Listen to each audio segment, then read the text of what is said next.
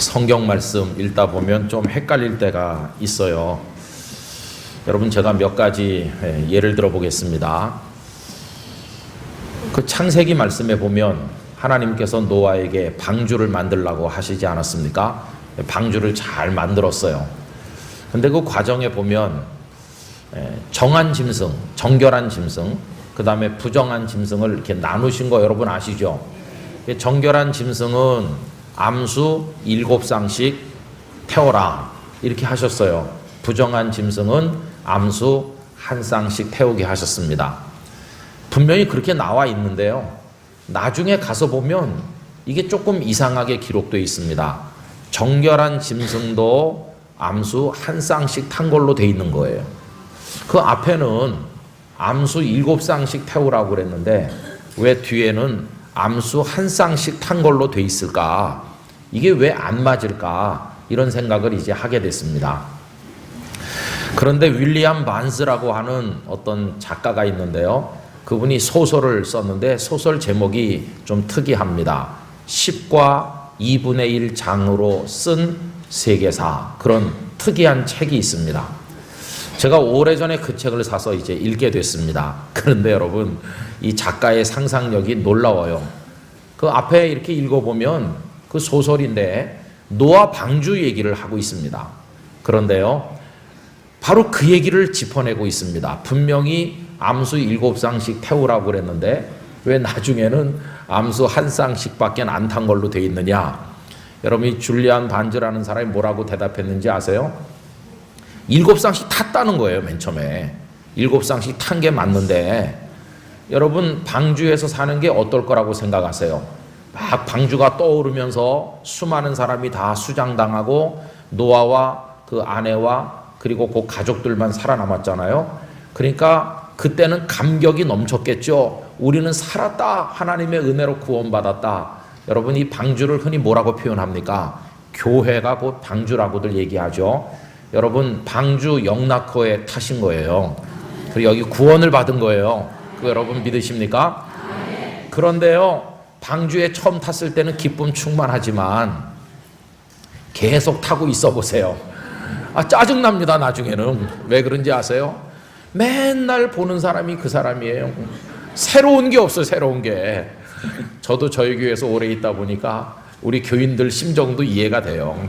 맨날 보는 게 그 목사지. 그래서 깜짝 쇼를 해서 성도들을 좀 기쁘게 해줄까?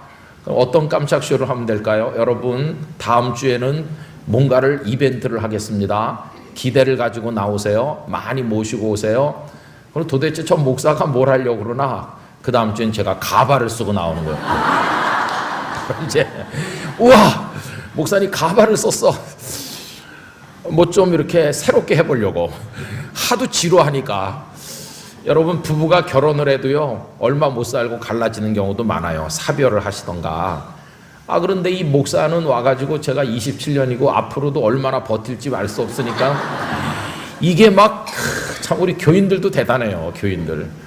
그 똑같은 목사를 몇십 년을 바라보면서 그 목사가 하는 맨날 똑같은 얘기 계속 들어주면서, 그것도 졸린 날도 있고 지루한 날도 있을 텐데도 지루했습니다 이렇게 말을 안 하고 은혜 받았다고 말해주니 이게 얼마나 감격스럽습니까? 진짜 고마운 교인들이에요, 생각해보면. 그리고 솔직히 저도 가끔 짜증나요. 저도 뭐 그분들만 짜증나는 건 아니고요. 도대체 저 집사님은 변하질 않는 거예요. 그때도 그 성질 한 성질 하더니 아니 아직도 한 성질 하네. 도대체 저 집사님 왜 변하질 않을까? 그 집에 와서 제가 제 아내한테 시금벌떡 대면서 그 집사님은 변하질 않는다고, 도대체 언제 변할 거냐고 이렇게 이제 화를 내고 그러면 제 아내가요, 그 사람은 가만히 있습니다. 가만히 있다가 맨 끝에 한마디 합니다. 맨 끝에, 당신 책임이잖아요. 당신 설교를 27년 들었는데도 안 변했잖아요. 할 말이 없어요. 그다음부터는 내 책임이지 뭐, 내 책임. 뭐 어떤 목사님이, 어떤 장로님이 무슨 일을 해서 교회를 시끄럽게 하고 뭐 이렇게 문제를 일으켰대, 이렇게 하면 그 사람 가만히 있다가 당신이나 그렇게 하지 마세요. 참 이게 하나님이 우리 집에 주신 그 교인은요 좀 이상한 교인. 근데 여러분, 이 교회가 방주인데 타가지고 있으면요 갑갑합니다. 여러분, 방주에 창문이 막 쫙 있어가지고 아침 저녁으로 환기시키고 그런 게 아니고 하나님께서 문을 딱 닫으시니까 답답한 거예요. 여러분, 거기 짐승들이 배설하지요. 배설물이 썩지요. 그게 악취가 풍기지요. 신선한 야채를 어디서 먹을 수 있습니까? 그 맨날 먹던 똑같은 거, 여러분 맨날 먹던 거 먹잖아요.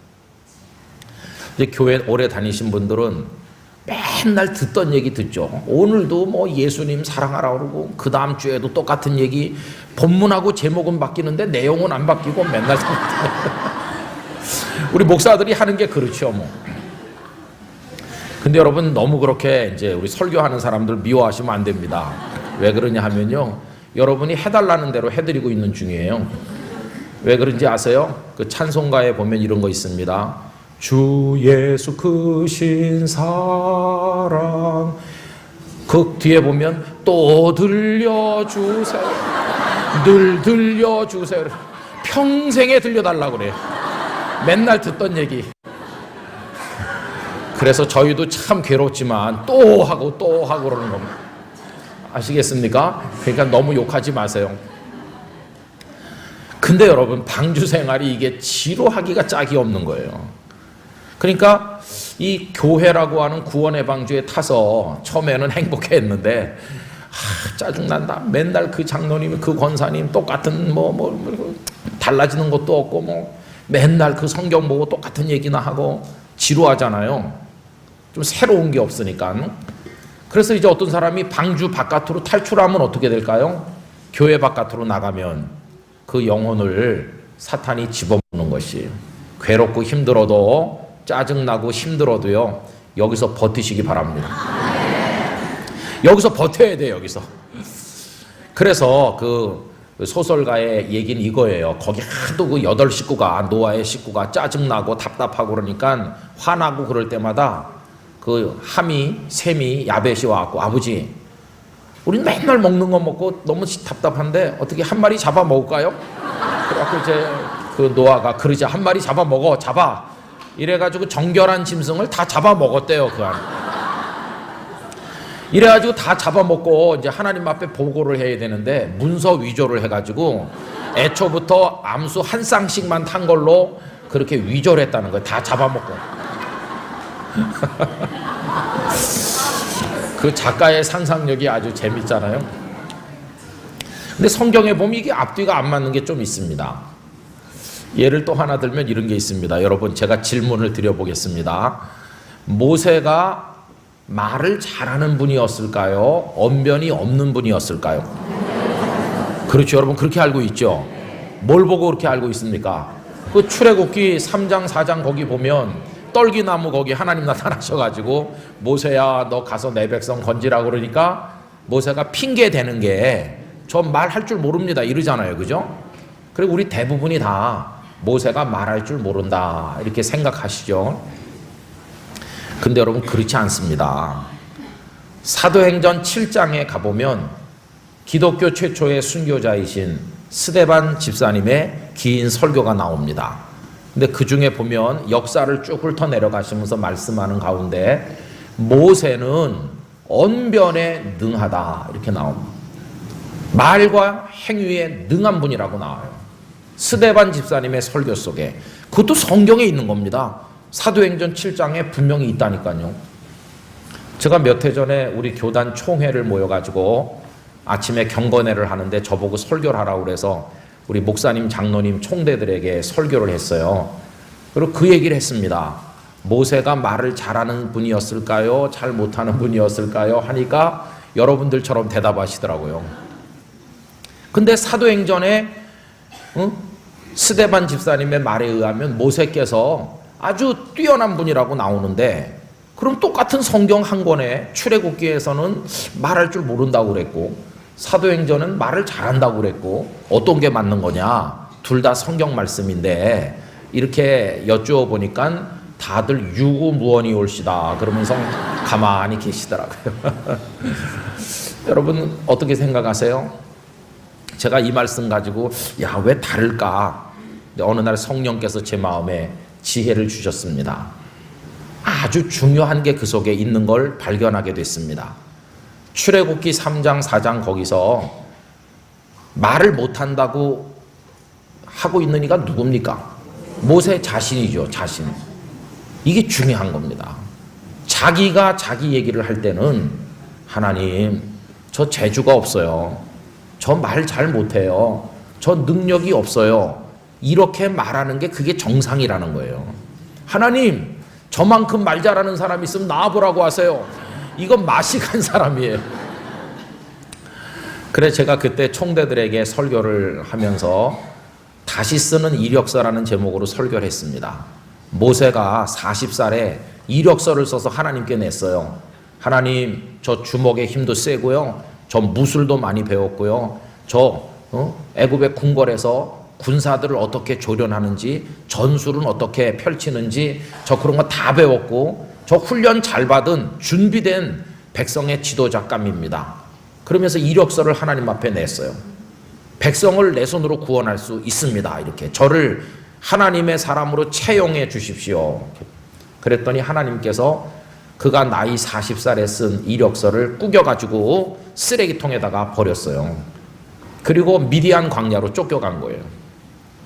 근데 80살이 돼서 이력서를 다시 쓰는 거예요. 모세야, 우리 하늘나라 회사에서 이스라엘 백성을 건져낼 일꾼을 하나 채용하려고 그러는데 너 한번 지원해봐라. 그러니까 80살에 쓴 이력서는 40살에 쓴 것과 완전히 달라요.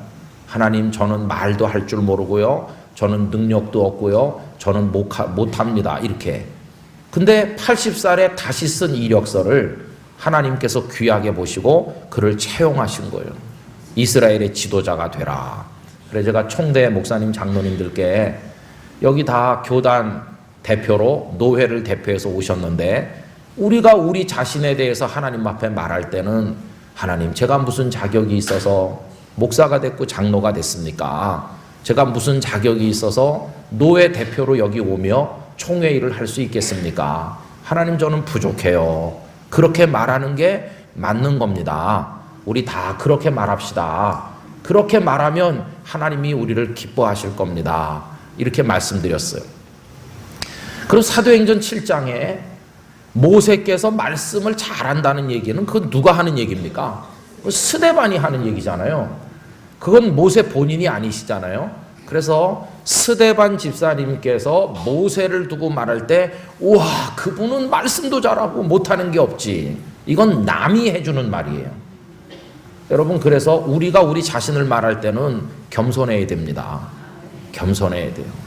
그리고 남을 두고 말할 때는 저기 저 장로님, 저기 저 목사님, 뭐 부서 일을 하나 맡으실 만한 능력이 있는 분입니까? 아, 그럼요. 그분은 아주 잘하시는 분이세요. 이렇게 다른 사람에 대해서는 칭찬해 주자. 우리 총회가 그래야 됩니다. 우리 자신에 대해서는 겸손하고 스스로는 다른 사람 말해줄 때는 칭찬해주고 격려해주고 박수치고 이렇게 하는 게 하나님께서 기뻐하시는 겁니다. 이렇게 이제 말씀을 드렸어요.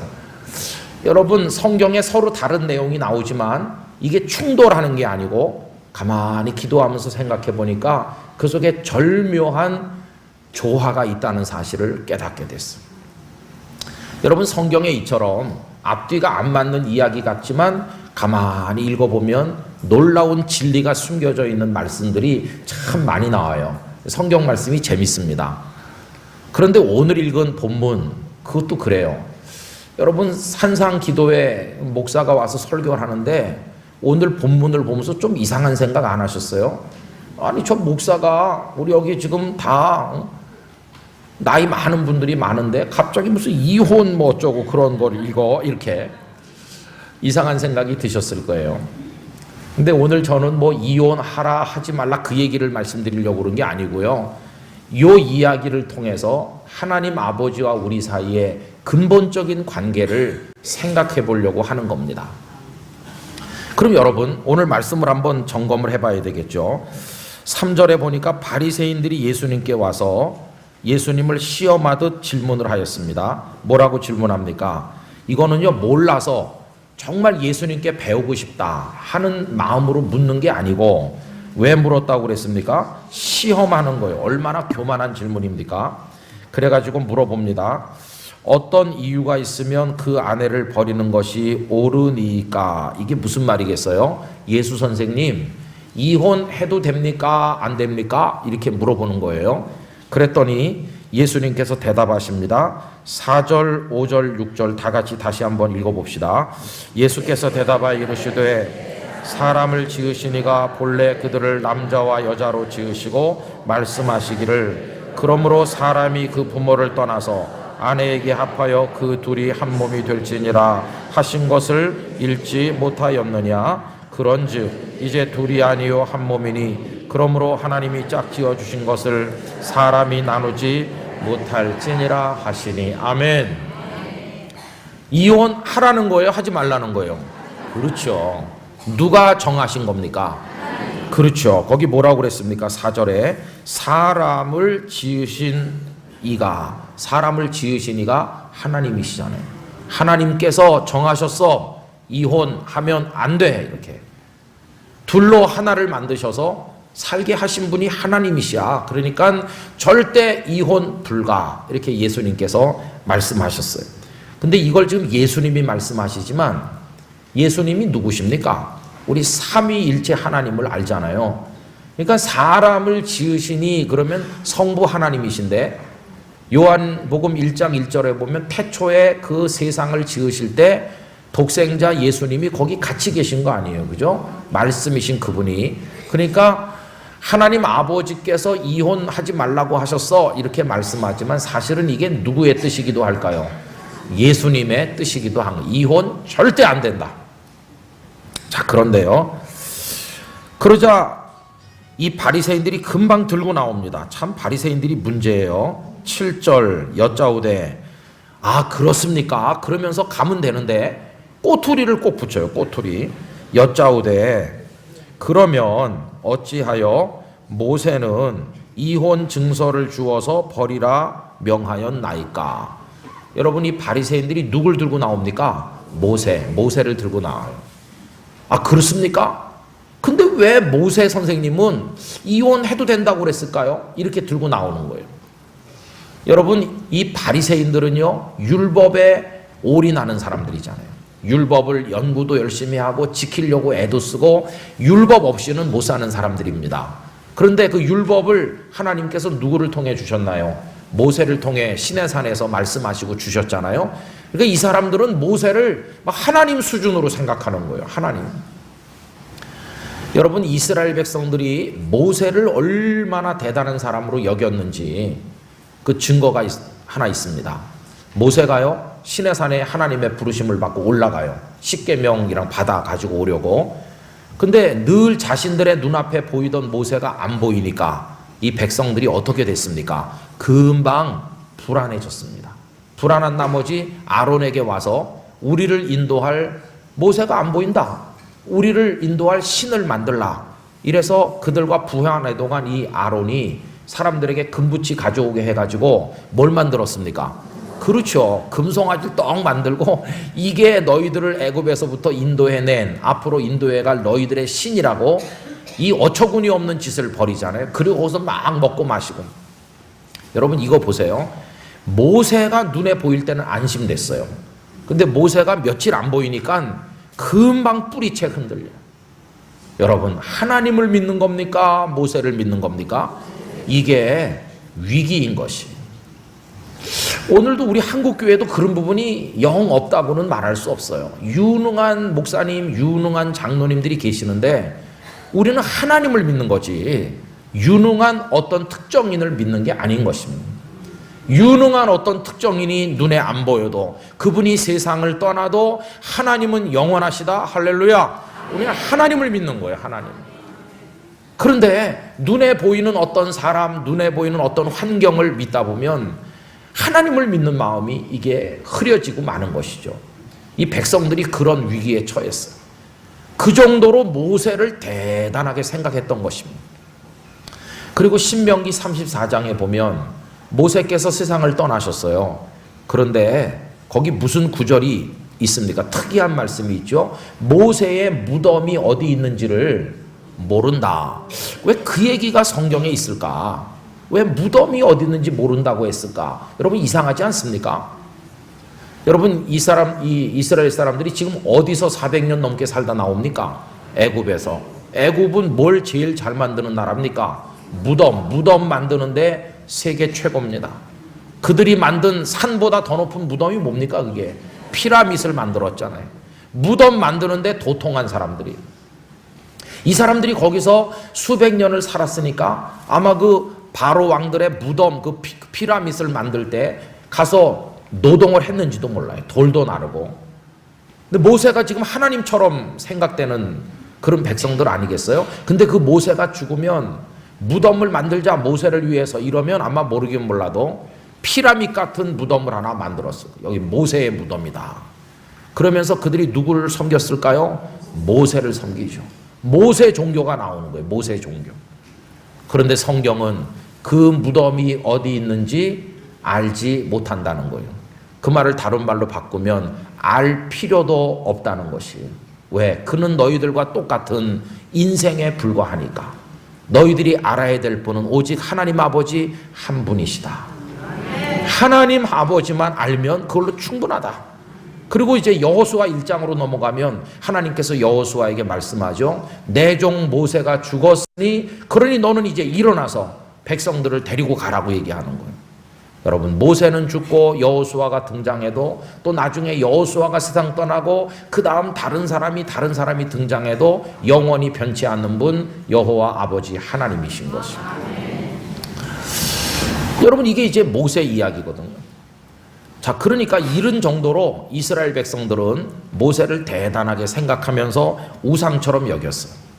그러니까 지금 바리새인들이 분명히 예수님께서 누구의 대답을 들려주신 겁니까? 이혼의 문제에 있어서 사람을 지으시니 하나님 아버지께서 이혼하면 안 된다고 그러셨어. 그러면 여기서 끝나야 되는 거 아닙니까? 그게 예수님의 개인 생각처럼 말씀하신 게 아니잖아요. 예를 들면 내 생각에는 말이야 이혼 안 하는 게 좋을 것 같은데 이렇게 하신 게 아니에요. 그 사람들이 예수님을 하나님의 사람으로 인정을 제대로 안 하는 상태에서 예수님께서 내 생각에는 이렇게 했다면 그들이 그 말을 신뢰하지 않을 수도 있지만 하나님께서 이혼하면 안 된다고 그랬다 이렇게 말씀하셨잖아요. 그러면 하나님께서 이혼하면 안 된다고 하셨다는 것을 이 바리새인들이 생전 처음 듣는 얘기일까요? 아닙니다. 그들이 모세 오경을 얼마나 잘 알고 있다고요. 그들도 다 알고 있는 거예요. 그렇지. 하나님께서 말씀하신 거지. 그럼 거기서 끝나야 되는 거예요. 여러분 모든 혼란과 모든 토론의 종결자는 하나님이십니다. 하나님의 뜻이 이거다 그러면 끝나야 되는 거예요. 더 할 말이 없잖아요. 근데 이 사람들은요 누굴 들고 나왔다고요? 모세를 들고 나왔어요. 모세는 하면서 벌써 이 속에 그들이 모세를 하나님보다 더 크게 생각하거나 하나님의 말씀조차도 묵살해도 좋을 정도로 모세를 대단하게 여기는 거예요. 이게 얼마나 심각하고 위험한 얘기입니까? 여러분 신앙생활 하실 때 성경에서 읽었습니다 그러면 끝나야지. 어떤 목사님이 그러던데요 이렇게 들고 나오면 곤란해요. 여러분 하나님의 말씀보다 더 우선되는 권위는 없습니다. 성경에 있습니다 그러면 끝나는 거예요. 자 이래가지고 이제 모세가 얘기했다고 그래요. 이혼해도 된다고. 그럼 여러분 헷갈리시죠? 야 정말 모세가 이혼해도 된다고 말한 적이 있냐? 이런 생각이 드실 텐데요. 확인을 우리 해봐야 되겠죠. 성경을 한 군데 펴보시겠습니다. 구약성경 신명기 말씀을 펴보십시오. 신명기 24장입니다. 신명기 24장 1절 말씀. 신명기 24장 1절 298면 다 찾으셨죠? 24장 1절 다 같이 읽습니다. 시작. 사람이 아내를 맞이하여 데려온 후에 그에게 수치되는 일이 있음을 발견하고 그를 기뻐하지 아니하면 이혼 증서를 써서 그의 손에 주고 그를 자기 집에서 내보낼 것이요. 여기 있습니까 없습니까? 있죠. 야 모세가 백성들에게 이혼할 수도 있지, 경우에 따라서. 이렇게 얘기하는 거예요. 아마 여기 지금 산상 기도에 올라오신 분 중에서 야, 모세가 그런 말씀을 전해준 적이 있구나, 내가 이걸 진작에 알았으면, 이제서야 이걸 알다니, 이렇게 후회하는 분은 없으시겠죠, 설마. 그럼 보세요. 아까 제가 이해를 돕기 위해서 정결한 짐승이 7마리씩 탄 걸로 되어 있기도 한데 뒤에는 1마리 탄 걸로 되어 있기도 하다, 이 재미난 얘기를 했죠. 또 모세께서 말씀을 잘하는 분이었을까, 잘 못하는 분이었을까, 이런 얘기도 말씀드렸죠. 근데 여기 예가 하나 더 나오잖아요. 이 성경 하나님의 말씀 속에 이혼을 두고 이혼하면 안 돼 하는 말씀도 있고, 뭐 할 수도 있지, 그런 말씀도 같이 있어요. 성경책 한 권 속에 다 있어요. 그럼 여러분 어떻게 해야 되는 걸까요? 하라는 말씀도 있고 하면 안 된다는 말씀도 다 있으면 어떻게 하면 되겠어요? 자, 이렇게 말씀이 충돌하잖아요. 자, 그러면 신명기 24장 1절에서 모세께서 백성들에게 전달해 주신 그 말씀이 모세 개인 생각일까요? 하나님께 받아서 전한 생각일까요? 그것도 하나님께 받아서 전한 겁니다. 하나님께 받아서. 그러면 한 분 하나님께서 어떤 때는 이혼하면 안 된다고 그러시고, 모세를 통해서 나중에는 뭐 할 수도 있지, 이런 식으로 말씀하신 것처럼 좀 이상하지 않습니까? 여러분, 성경이 이렇게 이해하고 해석하기가 조금 어려울 때도 많이 있어요. 근데 보세요. 성경이 금방 풀리지 않을 때는 억지로 내 지혜로 풀려고 하면 안 됩니다. 성경은 성경으로 푸는 것입니다. 성경은 성경으로 풀어요. 그럼 요 이상한 말씀을 푸는 열쇠가 어디 있을까? 그 열쇠는 구약 성경 호세아서에 있어요.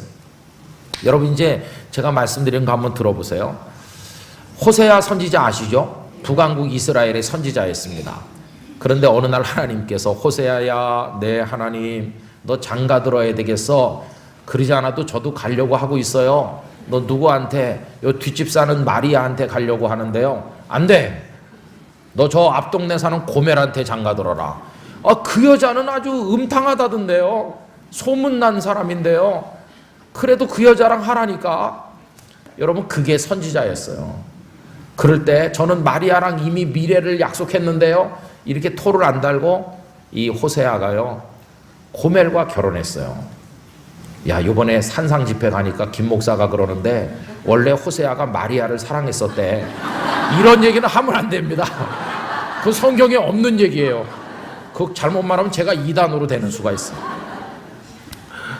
고멜과 결혼했다는 것만 성경에 있어요. 고멜. 어쨌든 그래갖고 사는데요, 이 여자가 역시나예요. 역시나 이렇게 호세아가 사랑해주고 하는데도 고멜이 어떻게 합니까? 바람 피우잖아요. 툭 하면 나가요. 그죠? 툭 하면 나가. 자, 그럼 보세요. 그때 호세아가 이혼할 수 있을까요? 없을까요? 할 수도 있고 안 할 수도 있죠. 왜? 둘 다 성경에 있잖아요. 둘 다 성경에 있다니까요. 그러면 이제 중요한 얘기입니다. 할 수도 있고 안 할 수도 있잖아요. 근데 친구들이 찾아오는 거야. 이봐, 자네 마누라가 또 나갔다면서, 집 나갔다면서, 어떡할 거야 도대체, 남자 망신 다 시키지 말고 끝내, 막 이럴 거 아니겠어요? 근데 호세아가 막 고민하는 거예요. 아니, 모세는 신명기 24장 1절에서 이혼할 수도 있다고 그랬는데 왜 자네는 바보같이 그 여자 하나만 바라보고 있는가? 할 수 있다니까. 법을 어기는 게 아니야. 이렇게 친구들이 와서 이야기를 하겠죠. 근데 호세아가 고개 숙이고 있다가 고개를 들면서 친구들에게, 미안해, 난 자네들 말대로 할 수가 없어. 나는 그 여자 버릴 수 없어. 그럼 친구들이 바보라고 막 욕할 거예요. 왜 그러느냐고 막 호통을 치겠죠. 그럼 호세아의 대답이 뭘까요? 딱 하나입니다. 나 아직도 그 여자 사랑해. 여러분, 호세아서가 법적으로 옳으냐 그르냐를 따지는 책입니까? 아닙니다. 아직도 사랑하느냐 사랑하지 않느냐를 이야기하는 책이에요. 호세아서의 주제는 법이 아니라 법을 뛰어넘는 사랑의 이야기거든. 아직도 사랑한다는데 더 무슨 말을 하겠어요? 야, 저 바보 같은 녀석이 아직도 사랑 안 된다. 가자, 가. 안 통해. 아직도 사랑 안 돼. 여러분, 사랑 앞에서 법은 아무 의미가 없어요. 사랑한다는데 뭐 어떻게 하겠어요? 그럼 여러분, 왜 성경에 하나님께서 호세아서를 적어가지고 오늘 우리에게 읽게 하시는 걸까요? 예수님 나시기도 전 한 700년 전, 지금부터 한 2700, 800년 전에 그 이스라엘 땅 한 구석에 호세아라는 바보 같은 남자가 살았는데, 그 사람이 말이지 그런 여자랑 결혼해가지고도 버리지도 못하고 끝까지 살았대더라. 그거 너 알아두면 몸에 좋을 거야. 그러면서 이거 우리한테 알려주시는 겁니까? 그걸 우리가 알면 뭐 하겠어요? 그런데 왜 하나님은 호세아서를 우리에게 이렇게 주셔서 읽고 또 읽게 하시는 걸까요? 그 속에는요, 하나님께서는 호세아의 사랑 이야기를 들려주시려는 게 목적이 아니고요, 정말 하고 싶은 말씀은 하나님 당신 사랑 얘기를 하시고 싶어 하는 거예요. 호세아라는 사람을 내세워서 호세아의 사랑 이야기가 곧 나의 사랑 이야기다 하시는 거예요. 아니, 그러면 이상하죠. 아니, 하나님이 누굴 사랑해? 하나님이 장가 드셨나? 여러분, 하나님이 장가 드셨어요? 안 드셨어요? 네? 하나님은 영이신데 하나님 무슨 장가를 드셨어? 저 김 목사가 3단으로 올라간다. 하나님이 장가 드셨어요. 장가. 성경을 찾아봐야지 이제 저보고 2단이라고 안 하실 거예요. 호세아서를 한번 펴보세요. 에스겔, 다니엘, 호세아 이렇게 나오죠. 호세아서를 펴시는데요, 제가 이제 같이 찾아서 읽어보십시다. 어디를 보시느냐 하면 호세아서 2장을 펴십시오. 호세아서 2장. 여러분, 19절 말씀, 20절 말씀, 호세아 2장 19절 20절 다 같이 읽습니다. 내가 네게 장가들어 영원히 살되 공의와 정의와 은총과 긍휼히 여김으로 네게 장가들며 진실함으로 네게 장가들리니 내가 여호와를 알리라. 아멘. 분명히 하나님께서 나 너한테 장가간다 이렇게 하시는 거예요. 그럼 하나님께서 장가를 드는 그 색신은 누굽니까? 이스라엘 백성이에요. 이스라엘 백성. 이스라엘 백성에게 하나님께서 장가 드신다고 말씀해요. 그것도 진실하게 장가 드신다고. 그럼 이스라엘 백성은 하나님께서 자신에게 장가로 오셨으니까 이스라엘 백성은 하나님을 뭐라고 부르게 될까? 이제부터 남편이라고 부르는 거예요. 남편. 아니, 그런 이상한 얘기가 정말 성경에 있나? 여러분 보십시오. 위로 올라가셔서 16절, 2장 16절 다 같이 읽습니다. 여호와께서 이르시되 그날에 내가 나를 내 남편이라 일컫고 다시는 내 바알이라 일컫지 아니하리라. 여기 나왔죠, 그죠? 예, 거기 분명히 나옵니다. 이스라엘 백성들이 오 하나님, 당신께서는 우리의 남편이십니다 이런다는 거예요. 이제 결혼을 하신다는 거예요. 물론 이게 영적인 관계를 말씀하는 거죠. 자, 그러면 여쭤보겠습니다. 호세아하고 이 고멜의 결혼 생활이 행복했을까요? 불행했을까요? 이게 참 힘든 거죠. 사랑하긴 사랑하는데 자꾸 뛰쳐나가니까 화도 나고, 이 결혼 생활이 이게 힘든 결혼 생활이에요. 그러면 이제 그 다음 질문, 하나님 아버지와 이스라엘 백성의 결혼 생활이 행복했을까요? 불행했을까요? 그게 똑같은 거예요. 왜? 이스라엘, 이 하나님의 아내인 이스라엘이 바람난 여자처럼 나간다니까요. 그러면 이 여자가 누구한테로 갑니까? 바알한테 가는 거예요.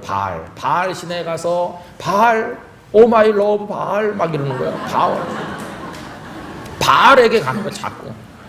그래, 하나님 속 터지는 거예요. 또 집을 나갔어? 그럼 막 가서 야단도 치고 달래기도 해서 또 데리고 와요. 그럼 한동안 빨래도 하고 밥도 하고 좀 살다가 또 나가네, 또 나가. 이게 이스라엘 백성이에요. 자, 그럼 보세요. 아까 호세아가 그 여자가 그렇게 할 때 이혼을 할 수도 있고 이혼을 안 할 수도 있다고 그랬잖아요. 그러면 이혼을 안 하는 건 창세기의 법이에요. 하나님께서 사람을 만드시고 아담과 하와를 연결시켜서 가정을 이루실 때 그때 정하시기를 둘이 한 몸을 이룰지다 전혀 나누면 안 된다고 그때 말씀했잖아요. 오늘 읽은 마태복음 본문에 보면 본래는 하는 말이 나오잖아요. 본래는 이게 아포 아르케라는 헬라어 단어인데 태초에는 그런 뜻이에요. 원래는 이혼을 하면 안 되는 거예요. 원래. 그런데 인간이 악해지고 아내를 핍박을 하고 때리고 뭐 여러 가지 부부 생활에 갈등이 생기니까 신명기 24장 1절에 와서 경우에 따라서 헤어지는 편이 더 나은 경우도 있을 거라고 하나님께서 그걸 말씀하신 거거든요. 그럼 어떤 게 원래 법이겠어요? 절대 이혼하면 안 되는 게 원래의 법이죠. 그죠? 그런데 호세아는 어떤 법을 따랐습니까? 그 여자가 그렇게 바람을 피워도 창세기의 법을 따르는 게 호세아의 결정이에요. 나 아직도 그 여자 사랑한다. 자, 그러면 이제 하나님의 사랑 이야기로 오겠습니다. 이 바람난 이스라엘을 하나님께서 바라보시면서 하나님께서도 이혼하실 수 있을까요? 없을까요? 이혼할 수 있죠. 이스라엘 이리 와봐. 너 신명기 24장 1절 알지? 너 끝장이야. 이러면서 하나님께서 이스라엘을 버리실 수 있어요. 누가 비난할 수 있을까요? 하나님을? 아무도 비난할 수 없어요. 왜? 이혼 당할 만한 못된 짓을 했잖아요. 그리고 분명히 신명기 24장 1절에 이혼해도 된다고 나와 있잖아요. 근데 여러분 정말 중요한 얘기 해봅시다. 그런데 하나님께서 이스라엘을 버리셨나요? 안 버리셨어요. 안 버리셨어요. 그러면서 하나님 뭐라고 말씀합니까? 하나님, 이스라엘 저런 부정한 여자 같은 민족을 버리세요. 하나님을 버리고 숱하게 바알에게 가는 저런 이스라엘을 왜 사랑하십니까? 버리세요. 이렇게 말한다면 하나님의 대답이 뭘까요? 호세아의 대답과 똑같습니다. 나 아직도 이스라엘 사랑해. 그게 하나님의 대답인 것이. 이제는 그 다음 얘기를 해볼 차례예요. 그러면 이스라엘 백성만 하나님의 아내였던 것일까요? 아닙니다. 요 하나님과 그 백성을 부부 사이로 묘사하는 이 관계가요, 신약으로 내려오면 예수 그리스도는 신랑이시고 우리는 그분의 신부라고 말하고 있어요. 주님과 우리가 결혼을 한 관계예요. 이스라엘과 하나님이 결혼한 것과 똑같아요. 그럼 여러분 이제 또 질문을 똑같이 해야 됩니다. 주님께서 우리와 결혼하셨는데 주님의 결혼 생활이 행복하신가? 이렇게. 여러분 주님의 결혼 생활이 행복하신 것 같아요? 어때요? 왜 그렇습니까? 우리가 누구 같으니까? 고멜 같으니까 우리가 바람난 여자 같으니까. 따라서 하시라고 하긴 좀 민망하죠. 사실은요, 이렇게 따라서 하시라고 하고 싶어요. 나는 바람난 여자입니다. 이렇게. 근데 우리가 다 그래요. 교인들은요, 설교하는 목사가 굉장히 경건한 줄 알아요. 근데 하나님 앞에 나가서 가만히 있으면 제 수치스러운 게 얼마나 많이 떠오르는지 몰라요. 돌아다니다가 목양실에 올라가기 전에 예배당에 들어옵니다. 그 본당에 들어오면 앞에 빨간 십자가가 켜 있고, 그리고는 컴컴하죠. 본당 앞자리에 나가서 그 전면에 있는 십자가를 바라보면서 그 붉은 십자가 빛이 마치 예수님의 보혈같이 생각이 됩니다. 가만히 앉아서 아버지 이렇게 하고 있으면 제가 거룩하고 경건하고 제가 훌륭하고 제가 하나님의 사랑을 받을 만한 사람이라는 생각은 요만큼도 들지 않습니다. 너무나 부정하고 너무나 이중적이고 너무나도 가식이 많고 너무나도 게으르다. 그래서 눈물이 흐릅니다. 눈물이. 하나님 죄송합니다. 제가 저희 집 아이들 사남매를 모아놓고 이런 얘기를 종종 했어요. 너희들 하나님께 정말 감사해야 된다. 지금 네가 입은 옷, 네가 신은 신발, 아빠가 입은 옷, 아빠가 가지고 있는 모든 거, 그거 다 하나님이 주신 거다. 하나님이 주신 건데 누구를 통해 주셨나? 우리 교인들을 통해 주셨다.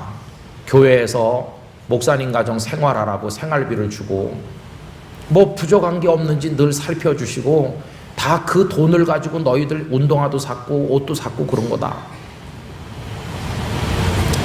하다못해 양말 한 짝까지도 다 성도들이 하나님의 사랑으로 베풀어 준 거다. 우리는 하나님의 사랑을 말도 못하게 많이 받았어. 그런데 우리 교회 누구 할머니 니네 알지? 하루 종일 떼학볕 아래서 박스 줍고 휴지 줍잖아. 그걸 리어커에 싣고 허리가 휘도록 그거 끌고 다니면서 고물상에 팔아봤자 하루에 몇천 원밖에 못 벌어.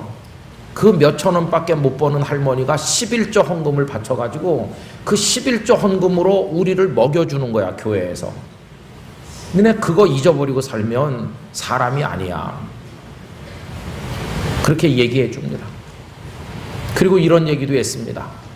아빠가 언제까지 살는지 모르지만 하나님 부르시면 가야 될 사람이고 나중에 너희들이 다 이제 장년이 돼서 결혼해서 아이들 놓고 살고 아빠가 하늘나라 가고 없을 때 너희들이 그 땅끝 교회 그때 그 부산에 살면 당연히 땅끝 교회를 다녀야 될 것이고 너희들이 만약에 멀리 가서 산다면 1년에 한 주일은 애들까지 데리고 다 와야 된다. 날짜를 정해서 다 와서 앞자리에 쭉 앉아서 우리 아버지가 여기서 목회를 했고 우리가 여기서 성장했고 여기서 태어났고 성도들이 우리를 먹여주시고 학교 보내주시고 우리를 여기서 키워주셨고 그 감사를 가지고 너희들이 할 수 있는 최고의 헌금을 가지고 와서 한 주일을 지키면서 너희 친구들이 권사님도 돼 있고 장로님도 돼 있을 텐데 그 정을 나누면서 지난 세월에 대한 하나님께 감사를 드려야 된다.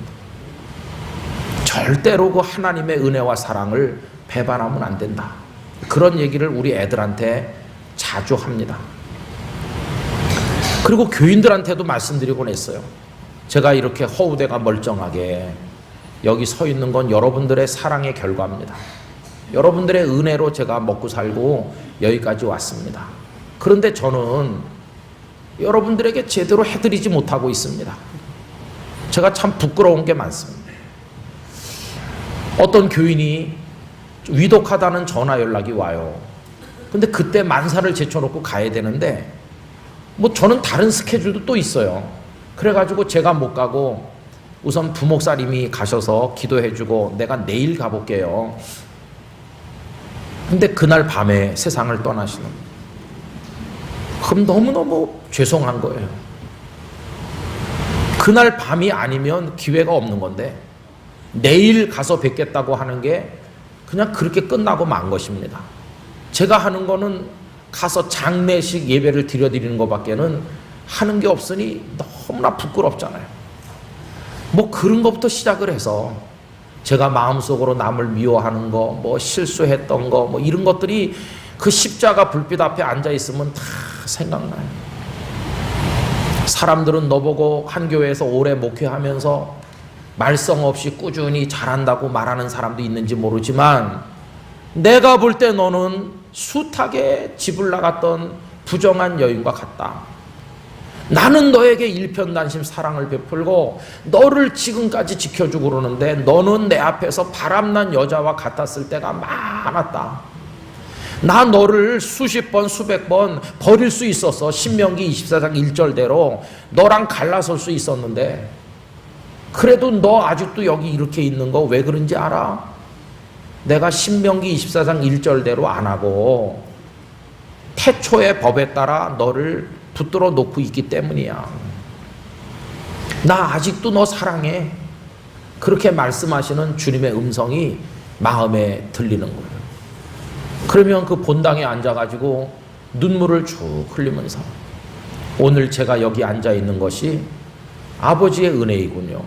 주님의 사랑이군요.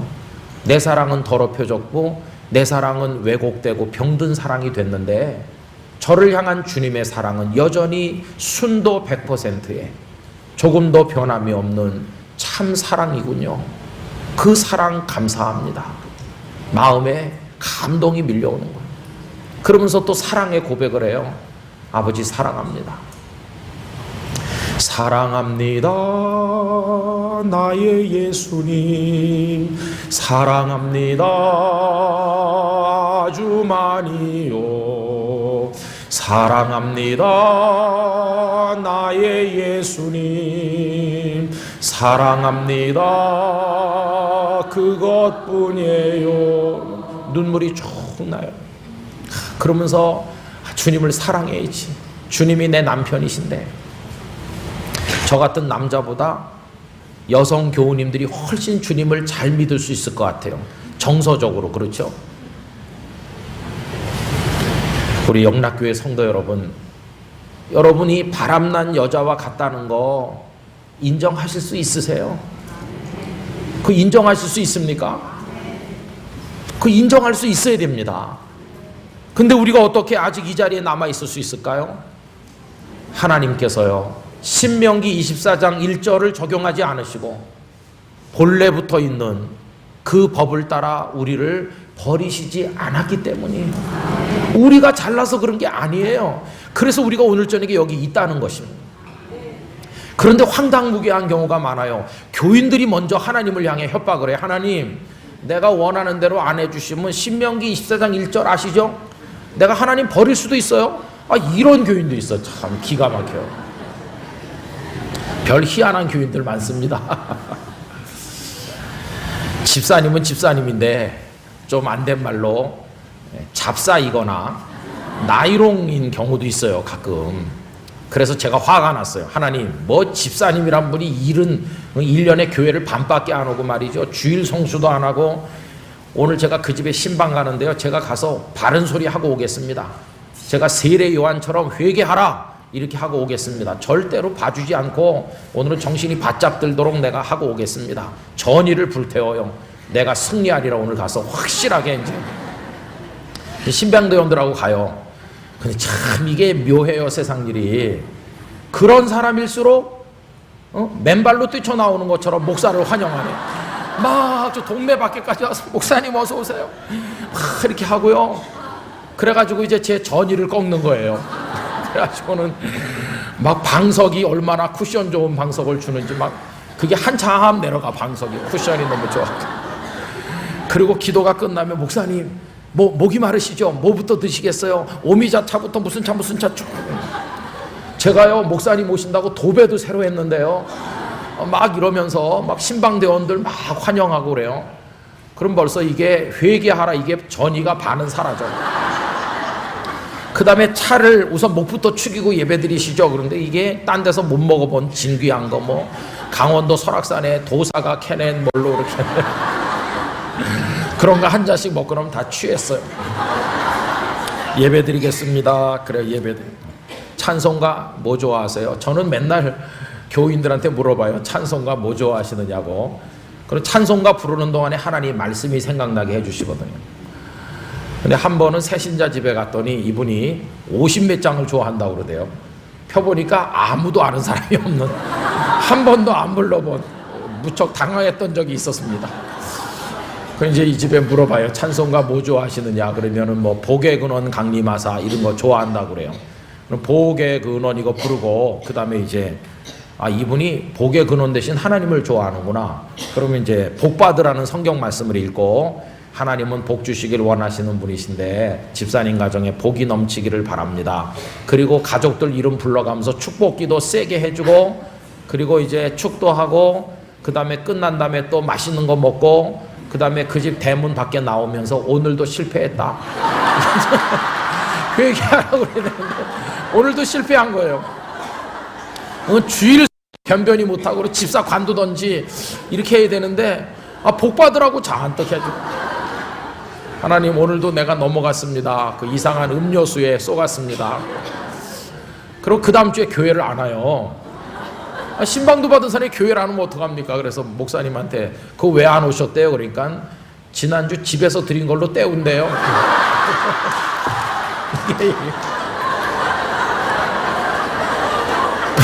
그런 사람 많아. 차라리 신방을 가질 말걸. 그걸로 때운다고 그러면서 주일 예배를 안 오면 이게 목사를 우습게 하는 건 괜찮아요. 근데 하나님을 우습게 알잖아요. 여러분, 그런 사람 많습니다. 많아요. 대한민국에 뭐 1000만 명 교인이 있다고 그러는데 그런 사람 얼마나 많을까요? 많습니다. 하나님과 결혼 생활을 하긴 하는데 거의 대부분 외박하다가 가끔 한번 들어오는 여자처럼 그렇게 믿는 사람 많다니까요. 그리고 뭐 좀 뜻대로 안 되면 하나님을 협박해. 하나님, 신명기 24장 1절 나 알아요. 내가 하나님 버리는 수도 있어요. 좋은 말 할 때 기도대로 해주세요. 이렇게 그런 사람도 있어요. 참 기가 막히잖아요. 영락교회 성도 여러분, 우리 그렇게 믿으면 안 됩니다. 주님께서 우리를 사랑하시는데요, 주님의 사랑은 시시한 사랑이 아닙니다. 어려운 사랑을 하나님은 하셨습니다. 쉽게 주고 쉽게 버릴 수 있는 그런 사랑이 아닙니다. 하나님은 어려운 사랑을 하셨어요. 얼마나 어려운 사랑을 하시는지 아세요?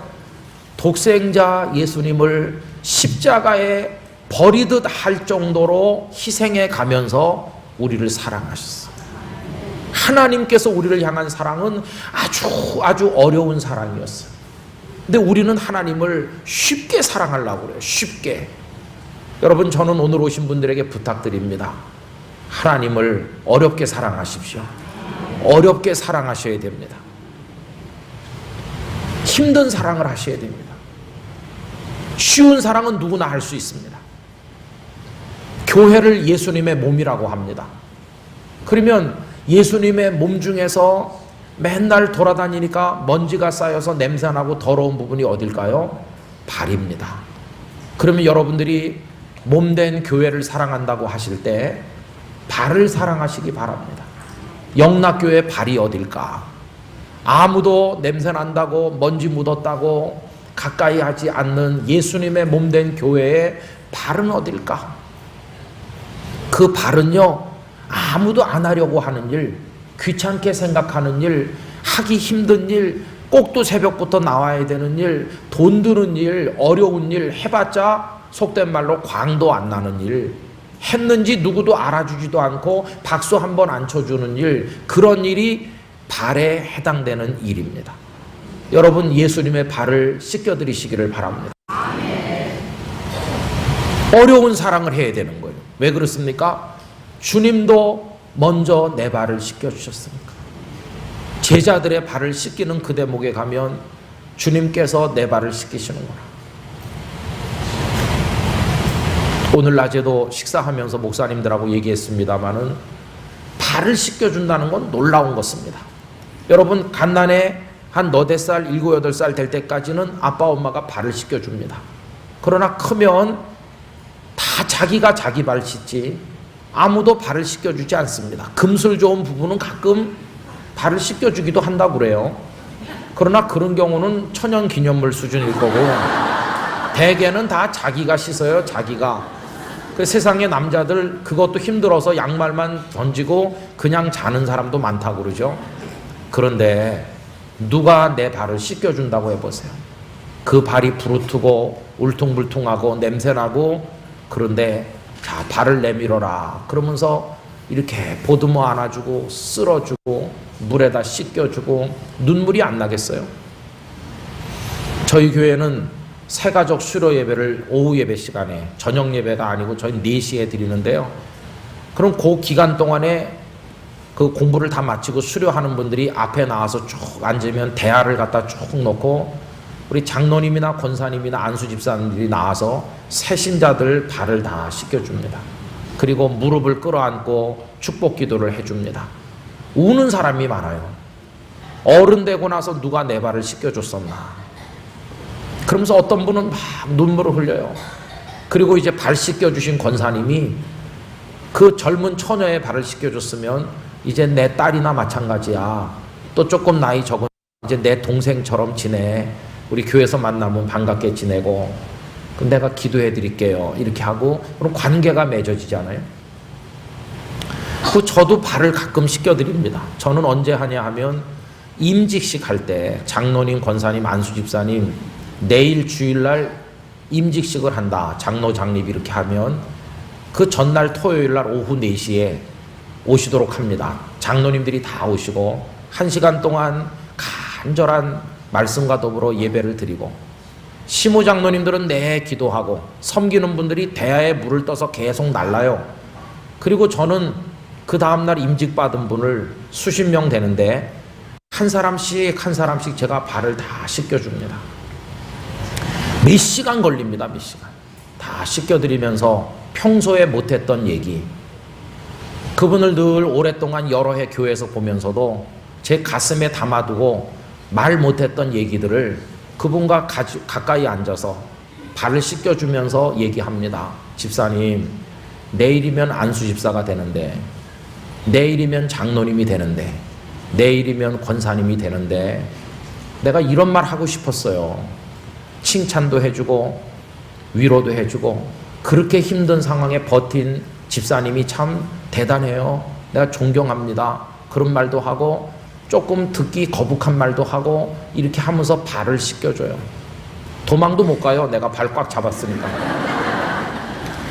그러면 거의 다 울어요. 거의 다. 남자도 울고 여자도 울고 목사님 죄송합니다. 그래서 울고 감사해요. 그러면서 울고 그리고 그 다음날 이제 임직식을 하는 거예요. 근데 그 발을 씻겨주는 그날은 제 마음도요 평소와는 좀 달라요. 아, 내가 주님 대신 발 씻겨주는 거다. 그러면서 이미 오래오래 전에 그리고 지금도 예수님은 냄새나는 나의 발을 늘 씻기고 계시다. 여러분, 그러면 그런 사랑을 우리가 받으면 이제 우리는 어떻게 해야 될까요? 우리도 어려운 사랑을 해야 되는 거예요. 여러분, 예수님 쉽게 믿으려고 하지 마세요. 어렵게 믿으시기 바랍니다. 내가 영락교회를 위해서 눈물도 뿌리고 희생도 하고 힘든 봉사도 하고 아무도 안 하려고 하는 일 제가 하겠습니다. 영락교회의 발이 도대체 어딨나? 그 제가 하겠습니다. 그게 주님을 정말 사랑하는 아내로서 우리가 주님을 믿는 방법이라고 믿습니다. 그리고 이제 우리는 어떻게 주님과 영적인 부부로 살아야 되느냐 하면 끝까지 여러분의 사랑이 변함이 없으셔야 돼요. 끝까지 변함이 없어요. 이런 찬송이 있죠. 너 하나님께 이끌리어 일평생 주만 바라. 저는 그 찬양을 어떤 영화 속에서 보게 됐는데, 너 하나님께 이끌리어 일평생 주를 바라. 일평생. 그렇지. 일단 결혼하면 일평생 그분을 바라봐야지. 주님, 일평생 나 주님만 바라보겠습니다. 평생 주님만 바라보겠습니다. 옆에서 누가 유혹을 해도 절대로 거기 눈길 주지 않고 일평생 주님만 바라보겠습니다. 여러분, 그렇게 하시기를 바랍니다. 주님이 여러분을 향해 언제나 시선을 거두지 않으시니 우리도 주님을 향해 시선을 거두면 안 돼요. 일평생 주님을 바라보는 거예요. 그리고 주님을 사랑하셨을 때 그 첫사랑을 끝까지 가져가시기 바랍니다. 식으면 안 되는 것이에요. 왜? 주님께서 우리를 향한 사랑이 식지 않았으니까. 우리는 식는 게 문제입니다. 한때는 나도 대단해서 이러지만 지금이 문제거든요. 지금이. 저희 교회 청년이 장가를 들었어요. 근데 사연이 좀 있습니다. 이 청년은 교회를 안 다녔습니다. 형만 다니다가, 근데 둘이 일란성 쌍둥이랑 똑같이 생겼습니다. 26인데 그 형이 교회학교 교사도 하고 그랬는데 월요일 새벽에 엄마 집사님이 전화했습니다. 목사님, 우리 아들이 간밤에 돌연사했습니다. 그 외삼촌이 부산시 의회 의장도 하시고 그러는데 슬픈 장례를 했어요. 근데 이제 그 사진을 들고 서 있잖아요. 기분이 이상했습니다. 사진 들은 아이 얼굴하고 사진 속 얼굴이 똑같아가지고, 일란성 쌍둥이인데 형이 죽으니까 동생이 그 사진 들고 서 있는 거예요. 그런데 그 다음 주일부터 이 동생이 형님 자리 내가 채우겠습니다 그러면서 교회 안 나오던 걔가 교회를 나왔어요. 우리 교인들이 볼 때는 안 죽은 것 같아요. 똑같은 애가 왔다 갔다 하니까. 근데 하나님께서 그 동생에게 믿음을 넣어주시는 거예요.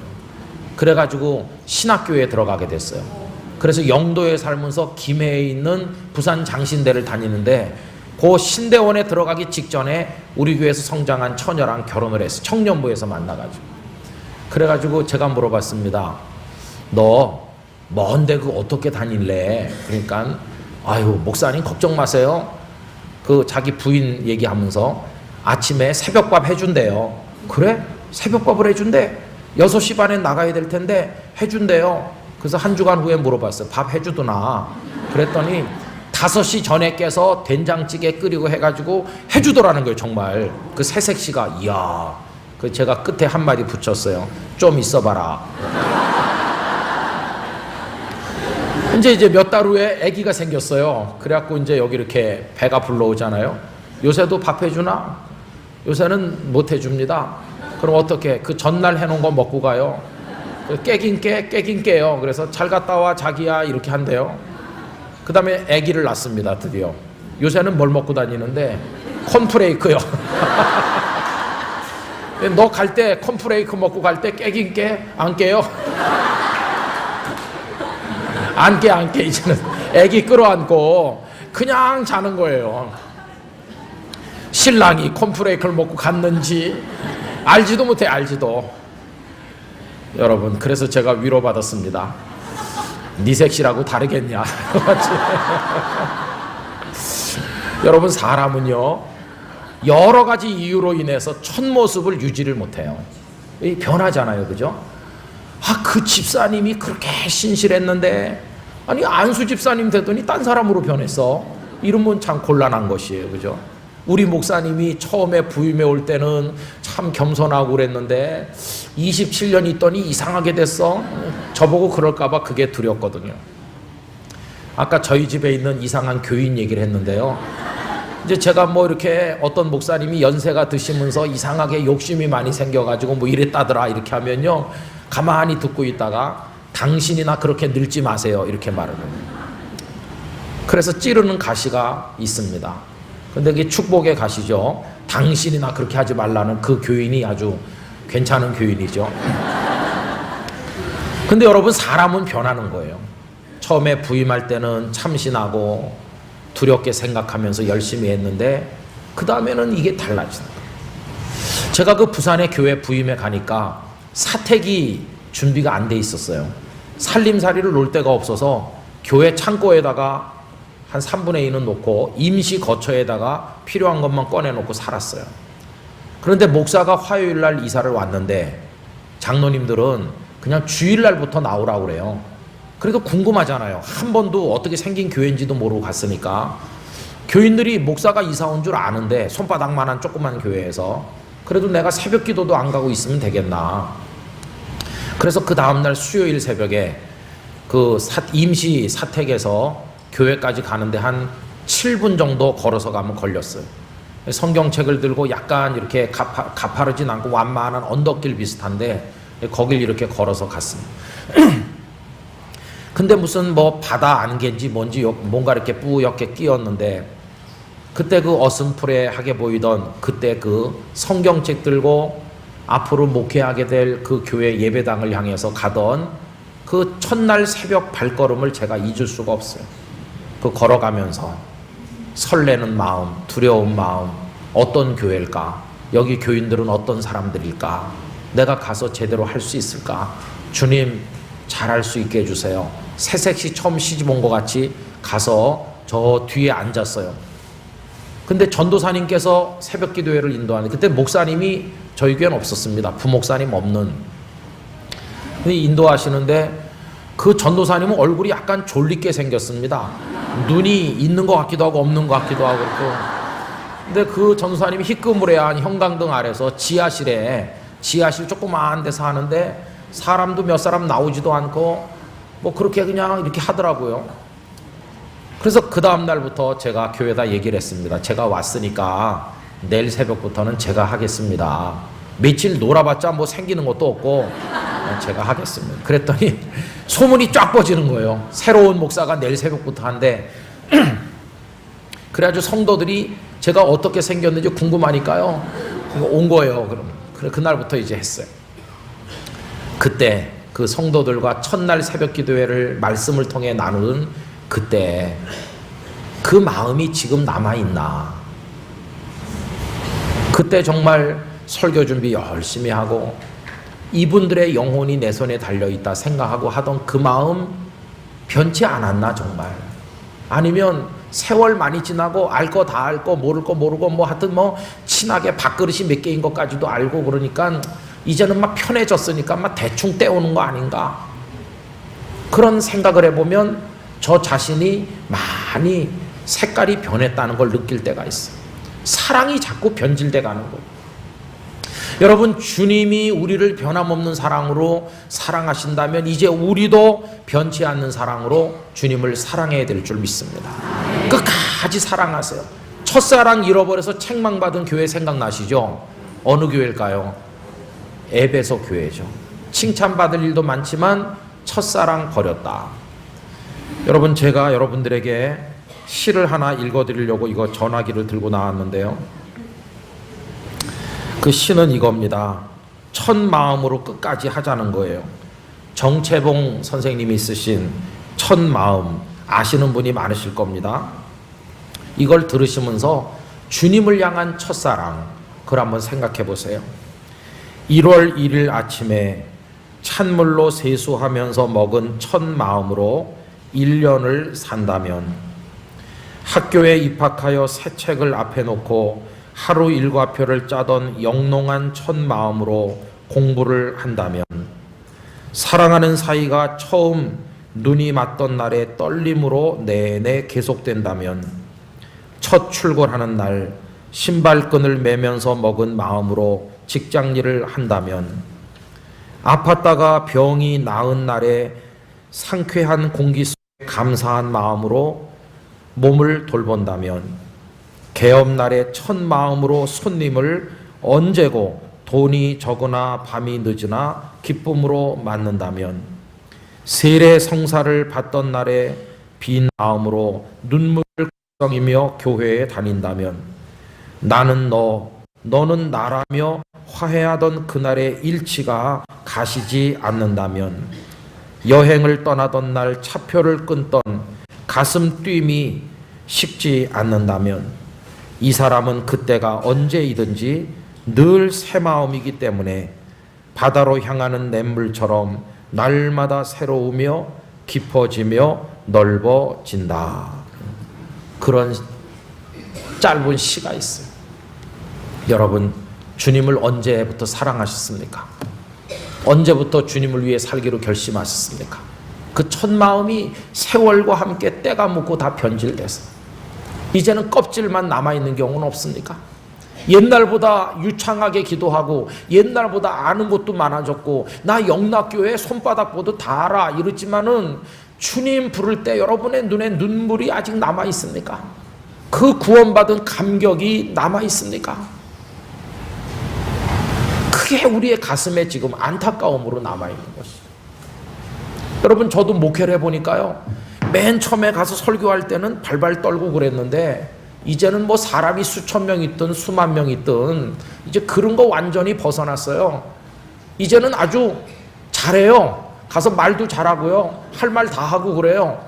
말하자면 원숙해진 거예요. 경험이 많아서. 그러나 제 아내는 이렇게 말합니다. 당신이 말을 잘잘잘잘 하는 거하고 말씀을 잘 전하는 건 전혀 다른 얘기라고. 당신의 마음속에 하나님의 사랑에 대한 감격이 정말 살아있어서 그 사랑을 고백하듯 말할 수 있다면 모르지만 그냥 유창하게 하는 건 말이지 그건 말씀은 아니라고. 신학교도 안 다닌 여자가 상당히 수준이 있습니다.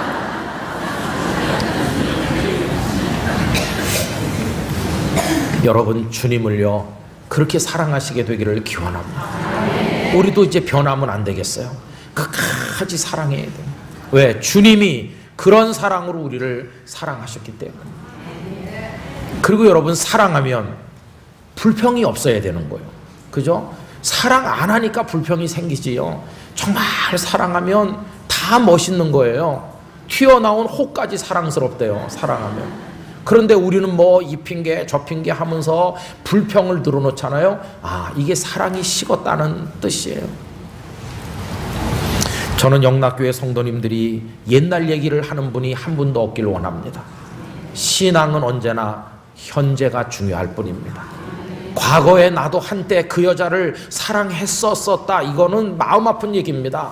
지금 그 여자를 사랑하고 있는지가 중요합니다. 지금 그 여자가 병들었어도, 지금 그 여자가 어여쁘던 처녀 때 모습이 다 사라졌어도, 지금 병을 앓고 있어도, 지금 어려워도 지금 사랑하느냐가 중요한 것이지, 한때 사랑했었다는 것은 아무것도 아닙니다. 하나님을 사랑하는 것도 마찬가지입니다. 지금 하나님을 사랑하는지.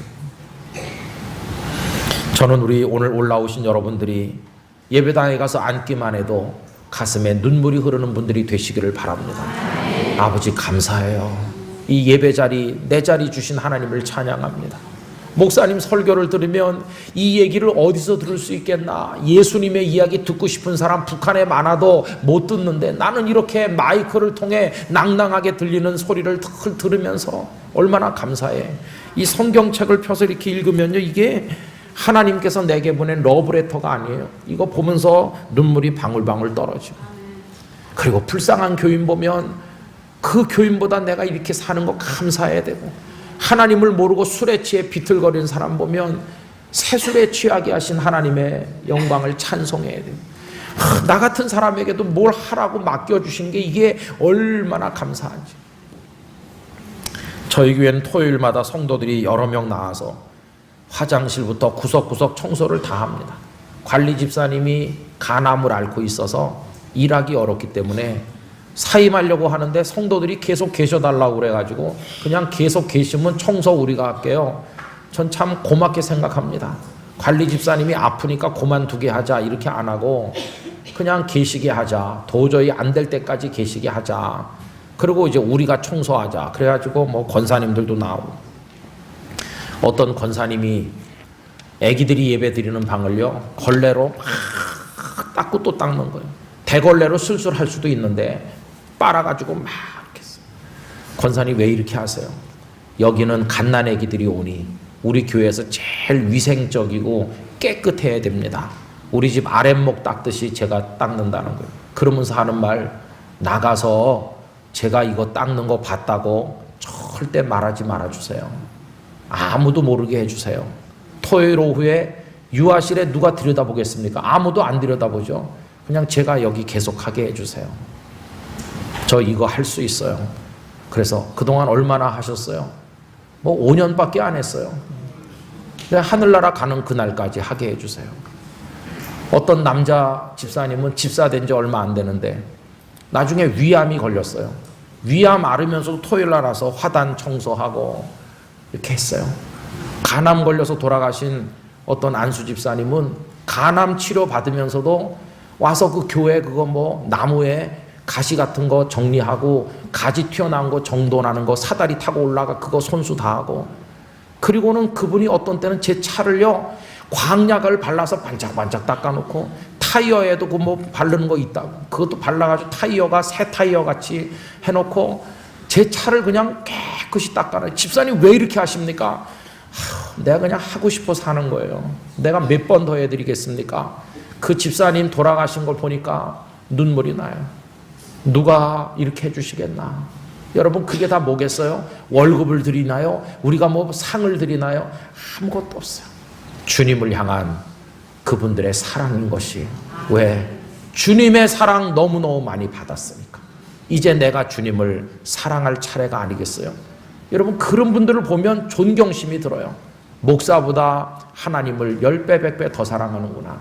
하나님 이런 교인이 우리 교회에 있게 해주셔서 감사하고, 그런 교인을 모셔다 놓고 설교를 하는 영광을 주신 하나님께 감사드리고, 저는 저 집사님보다 꼬랑지에 가서 앉아야 될 부끄러운 목사입니다. 그런 분들 얼굴만 봐도 감사가 되고, 우리 영락교회는 그런 분들이 많은 줄로 압니다.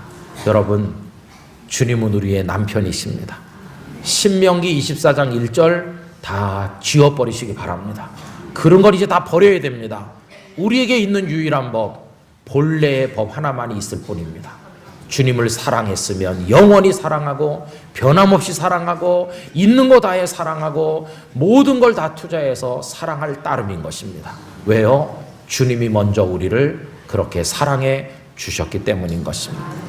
오늘 저녁에는 여러분의 마음에 이 사랑이 쏙 스며들게 되기를 축원합니다. 그러니까 잠자리에 누워가지고 간식 드시죠? 간식. 저녁에 간식 안 줍니까? 간식 드리죠? 안 줍니까? 네, 죄송합니다. 그리고 뭐 이렇게 모여 앉아서 주무시기 전에 이제 뭐 오늘도 어땠다 뭐 이런 얘기하면서 뭐 이렇게 얘기들 하다 주무시죠? 네, 오늘은 얘기를 좀 일찍 끝내시고요. 가만히 누워서 주님의 사랑을 한번 생각해 보세요. 주님이 내게 베푸신 사랑의 스토리. 나 태어나서 피난 내려오고 여기 이렇게 와서 살고 이렇게 돌아다니면서 인생의 여정을 밟아 나오고 참 산전수전 많이 겪고 그랬는데 그때마다 주님의 사랑이 내게 어떻게 주어졌나 더듬으면서 근데 나는 주님을 어떻게 사랑했나 지금 가출하려고 보따리 싸고 있는 건 아닌가 생각해 봐야 돼요. 여러분 주님을 끝까지 사랑하시다가 하늘나라에서 우리 주님 품에 안기게 되기를 진심으로 축원합니다. 기도하겠습니다. 아버지 하나님, 죄송하고 또 죄송합니다. 아버지께서는 어떠한 사랑으로 저희들을 사랑하셨는지 말로 표현할 수 없는 사랑을 받았으나 저희는 아버지를 사랑하지 못하였습니다. 보따리 싸서 나가는 바람난 여인처럼 주님 마음 아프게 했던 거 용서해 주시옵소서. 이제는 끝까지 주님 사랑하기 원합니다. 힘든 사랑을 하기를 원합니다. 변함없이 사랑하기를 원합니다. 첫사랑으로 마지막까지 사랑하게 하여 주시옵소서. 영락의 성도들 모두가 주님을 영원히 사랑하는 분들 되게 하여 주시옵소서. 예수님의 이름으로 기도드리옵나이다. 아멘. 감사합니다.